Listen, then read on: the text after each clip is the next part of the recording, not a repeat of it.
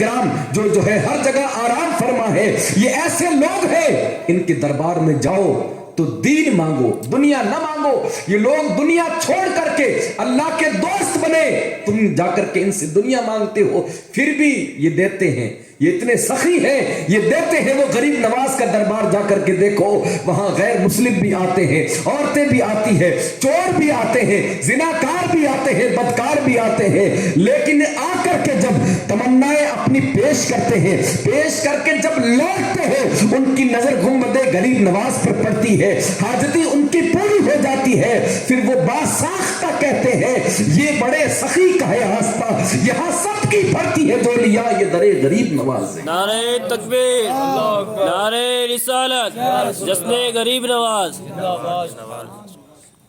آخری بات پھر سلام کی طرف انشاءاللہ۔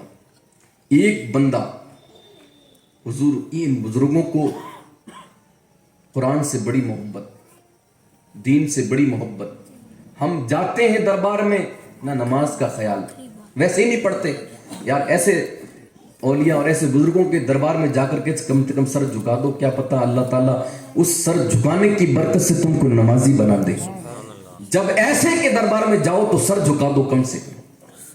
وہ ایک بندہ چلا گیا اپنی حاجت لے کر کے غریب نواز کی بارگاہ میں، وہاں جا کر کے قرآن پڑھنے لگا، نمازیں پڑھنے لگا۔ قرآن حاجت بندے کو ہوتی ہے، پتہ ہے دنیا کے اندر جو بندے پریشان ہو جاتے ہیں نا اپنے کام سے، ان کو پھر دین ہی آ جاتا ہے، پھر وہ امام صاحب کے پاس بیٹھتے ہیں، پھر وہ دین سیکھتے ہیں، پھر وہ دعائیں کرتے ہیں۔ جب تک اپنا کام نکلتا نہیں تب تک مسجد کے اندر آنا جانا رہتا ہے، اور جب کام نکل جائے تو پھر مہینوں کبھی مسجد میں نظر ہی نہیں آتے۔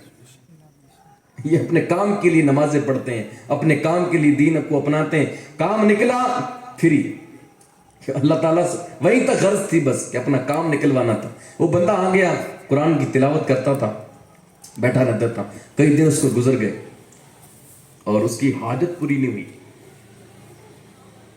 اس کے سامنے ایک فاحشہ عورت آئی، بدکار عورت آئی، آ کر کے اس نے غریب نواز سے مانگا، غریب نواز کو اس کو 1 سیکنڈ کے اندر دے دیا، اس کی حاجت پوری ہو گئی، پوری چلی گئی۔ وہ اب وہ بیٹھا قرآن کی تلاوت کر رہا تھا، اس نے سوچا یار میں اتنے دنوں سے یہاں بیٹھا ہوں، قرآن کی تلاوت بھی کر رہا ہوں، نماز بھی پڑھ رہا ہوں، اللہ کے ولیوں کو پسند کیا ہے؟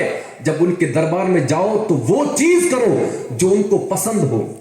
جب وہ چیز کرو گے جو ان کو پسند ہے تو کیا پتا ان کو کیا چیز پسند آئے، اور وہ تمہاری اس پسند کی وجہ سے رب کی بارگاہ میں تمہارا نام لے کر کے اگر پہنچا دے تو ہماری زندگی اور آخرت دونوں کا بیڑا پار ہو جائے گا۔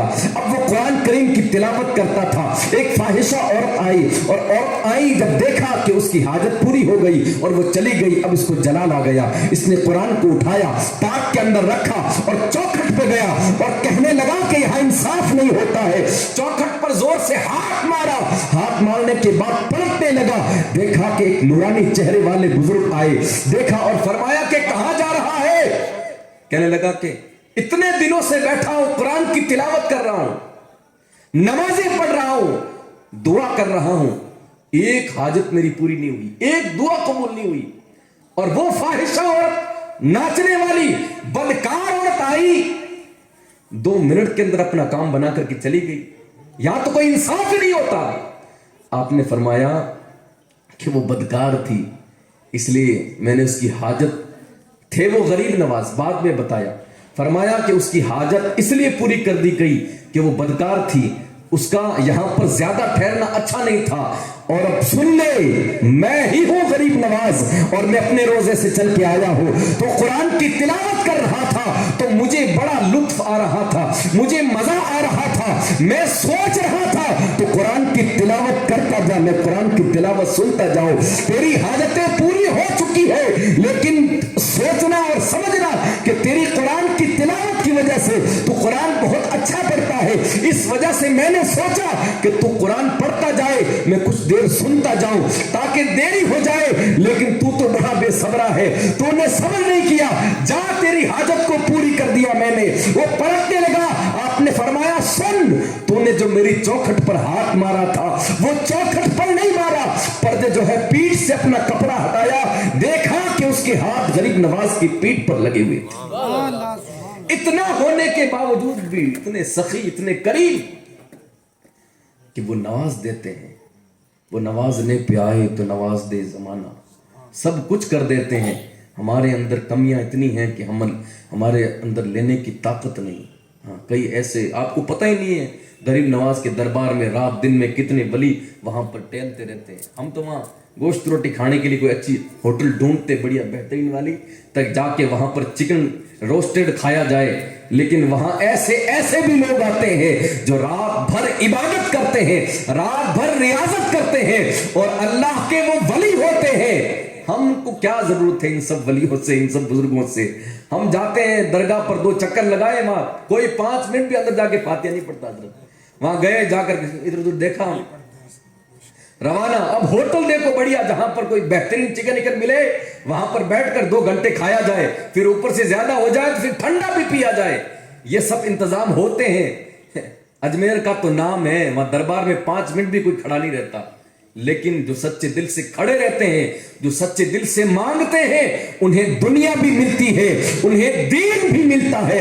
یہ ان بزرگوں کے بڑے عجیب دربار ہے. اگر ان سے کوئی تعلق جوڑ لے, مضبوط کر دے, تو یہ ایسے ہیں اس کی دنیا بھی بدل کر رکھ دیتے ہیں, اس کی آخرت بھی بدل کر رکھ دیتے ہیں. یہ غریب نواز ان کی دربار کے اندر آپ نے جس پر نگاہ ڈالی, کوئی قطب الدین بنا, کوئی حمید الدین بنا, بڑے بڑے بزرگ ہو کر کے گزرے, ایک نگاہ پڑی, سامنے والے کو ولی بنا دیا, اللہ کا دوست بنا دیا. ہم دنیا طلب کرنے جاتے ہیں, جتنی ہوتی ہے کیپیسٹی اتنا دے دیا جاتا ہے. 10,000 20,000 2 لاکھ 5 لاکھ ہی لینے آیا تھا, یہ لے لے چلا جا, مزے کر دنیا کے اندر, تیرا کوئی تعلق. اللہ تبارک و تعالیٰ کے نیک بندوں کا وہی ہے جو وہاں پر رہ کر کے نیک کام کرتا ہے, نمازیں نہیں چھوڑتا, عبادت کرتا ہے, اور پھر ان کے وسیلے سے دعا کرتا ہے, دنیا بھی اور دین بھی. تو اللہ تبارک و تعالیٰ ان کی حاجتوں کو بھی پوری کرتا ہے اور ان کی دنیا اور آخرت دونوں سنوار دیتا ہے. اللہ تبارک و تعالیٰ کی بارگاہ میں دعا ہے کہ ہم کو اللہ تبارک و تعالیٰ سچا عشق رسول عطا فرمائے اور دل سے شریعت مطہرہ پر عمل کرنے کی توفیق عطا فرمائے. کہنے سننے میں اگر کوئی غلطی ہوئی ہے تو استغفر اللہ ربی من کل ذنب واتوب الیہ. رب کریم بڑا غفور رحیم ہے, معاف کرنے والا ہے, وہ معاف عطا فرمائے اور ہم سب کی بخشش عطا فرمائے. السلام علیکم ورحمۃ اللہ وبرکاتہ.